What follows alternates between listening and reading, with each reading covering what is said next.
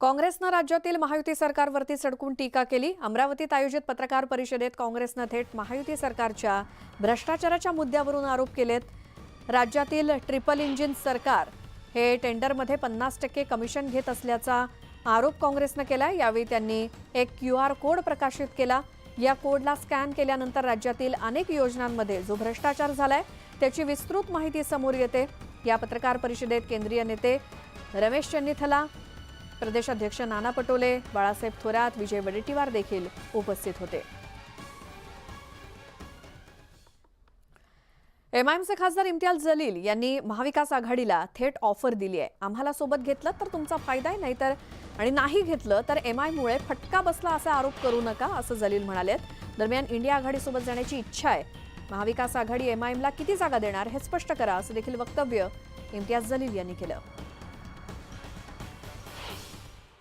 शरद पवार साहेब, काँग्रेस आणि नवीन सेक्युलर झालेली उद्धव ठाकरे साहेबांची सेना यांनी हे विचार करायला पाहिजे की एमआयएमचाही एक मोठा फॉलोअर्सचा वर्ग आहे आणि तुम्हालाही याचा फायदा होऊ शकतो की तुम्ही आम्हाला सोबत घेतलं तर, आणि नाही घेतलं तर फटका बसला तर तुम्ही हे सांगू नका की एमआयएम मुळे आम्हाला फटका बसलेला आहे।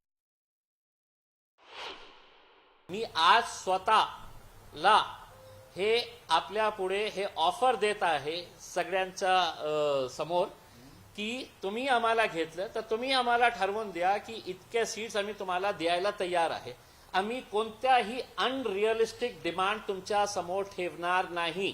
मी असा नेता नाही आहे की मला माहित आहे की माझी ताकद किती आहे आणि हे सांगणार की मी 288 सीट पूर्ण लढणार, म्हणजे मी असा नेता नाही आहे।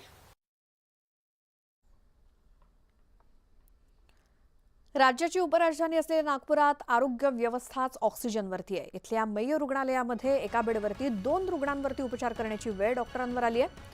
नागपुरात सध्या डेंग्यू आणि चिकनगुनियाची मोठी साथ सुरू आहे। खासगी रुग्णालय आणि सरकारी रुग्णालयात सुद्धा रुग्णांची गर्दी आहे। शहरामध्ये यंदा डेंग्यूचे 952 संशयित रुग्ण आढळलेत आणि त्यापैकी 73 रुग्णांचं निदान झाले, तर चिकनगुनियाचे 926 संशयित असून 210 रुग्ण पॉझिटिव्ह आहेत। ही सरकारी रुग्णालयातली आकडेवारी असली तरी देखील खासगी रुग्णालयात यापेक्षा जास्त रुग्ण आहेत। एकीकडे डेंग्यू आणि चिकनगुनियाच्या रुग्णांची संख्या वाढली आहे।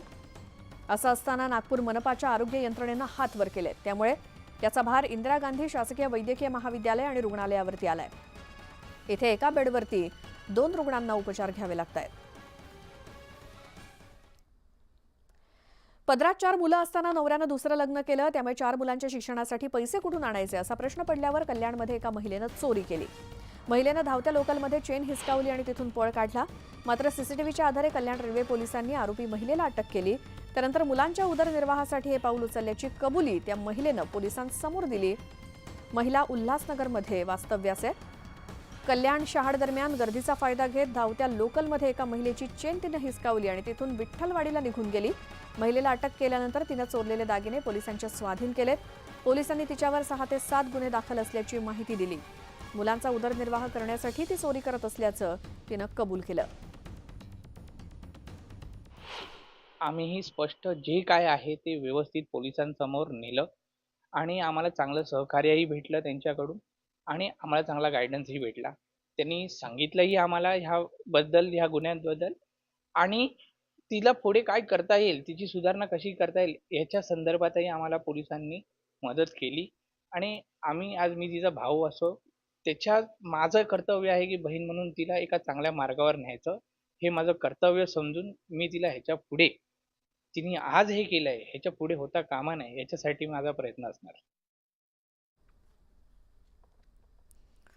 आता कांदा उत्पादक शेतकऱ्यांसाठी आनंदाची बातमी आहे। लासलगाव, मनमाडसह नाशिक जिल्ह्यातील कांदा उत्पादकांना आता अच्छे दिन येणार आहेत, कारण आता कांद्याच्या सरासरी भावात क्विंटल मागे 490 ते 650 रुपयांची वाढ झाली आहे। सध्या कांद्याला प्रति क्विंटल 3390 ते 3550 रुपये इतका भाव मिळतोय, त्यामुळे शेतकऱ्यांमध्ये आनंदाचं वातावरण आहे। सध्या लासलगाव, मनमाडसह नाशिक जिल्ह्यातील बहुतांश बाजार समित्यांमध्ये कांद्याच्या भावात चांगली सुधारणा झाल्याचं पाहायला मिळतंय। मात्र सुधारणा होऊन देखील शेतकऱ्यांच्या पदरी पाहिजे तेवढं काही पडत नसल्याचेही चित्र आहे। माझ्यासोबत बोलण्यासाठी काही शेतकरी आहे. त्यांच्याकडून जाणून घेऊया का आता जो भाव मिळतोय त्याच्यावर त्यांना परवडतोय का, दोन पैसे त्यांच्या हातात पडताय का. भाऊ काय म्हणाल, आता जो भाव आहे तो आता जो भाव आहे तो परवडेबल नाही. आता फक्त पिकाला जो केलेला खर्च आहे तो पुरेपूर समतोल तुलनेत मिळतोय. बाकी 5,000 रुपये कमीत कमी मिळालेला भाव तो योग्य शेतकऱ्याला समाधानकारक राहील भाऊ.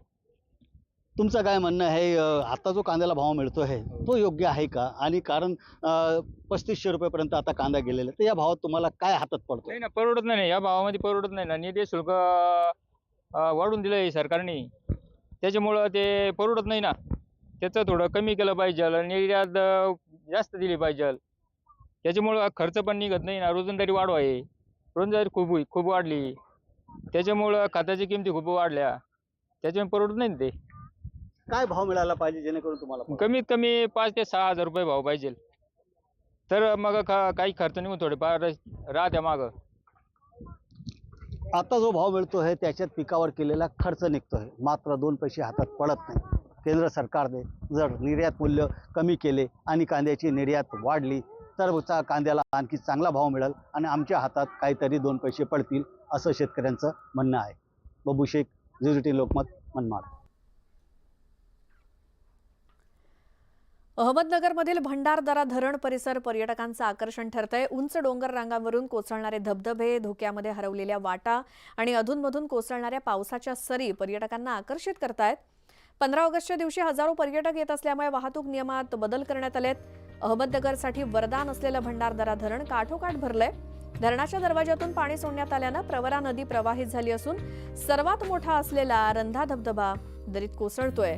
भंडारदरा धरण परिसरात असंख्य मनमोहक धबधबे, कोकणकडा, सांदण व्हॅली यासोबतच कळसुबाई शिखर बघण्यासाठी हजारो पर्यटक हजेरी लावत असतात. त्यामुळे वाहतूक मार्गात बदल करण्यात आलाय.